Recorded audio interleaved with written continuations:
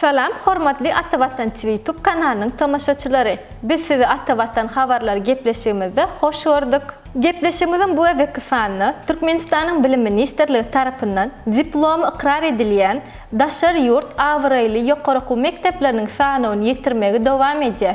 Bugün size Amerika'nın Birleşen Ştatlarının avraylı yuqori okuw mekteplerining sanyny yetirýäris. Jemi 1600'den gowrak universitetleri jemleýän Türkmenistan'ın Bilim Ministerliğinin sanyny ABŞ'dan köp sanly yuqori okuw mektebi bar. Bilişiňiz ýaly Harvard, Stanford, Kaliforniya, Johns Hopkins, MIT universitetler bilen Amerika'nın Birleşen Ştatlary daşar yurtlardan has köp talip çekýän yurtlaryň biridir.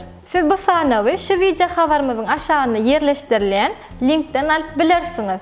Hormatly tamaşaçylarymyz, biz ozal size Türkiýanyň, Russiýa Federasiýasynyň, Ukrainanyň, Kazakstanyň, Belarusyň we Gruziýanyň yuqori okuw mekdepleriniň sanyny yetiripdik. Şu videolara siz kanalymyza tamaşa edip bilersiňiz. Mehriban muştaklarym, siz başka haýsy yurtlaryň yuqori okuw mekdeplerini gyzyklanýan bolsaňyz, kommentariýada belläp geçip bilersiňiz. Biz size şu sanawlar ýigderli ýetirer. Mehriban ýaşlar, siz Amerikanyň we beýleki yurtlarda bilim almak isleseňiz, resmi namalaryň terjimesi boýunça makul hyzmat terjime merkezine tutup bilersiňiz.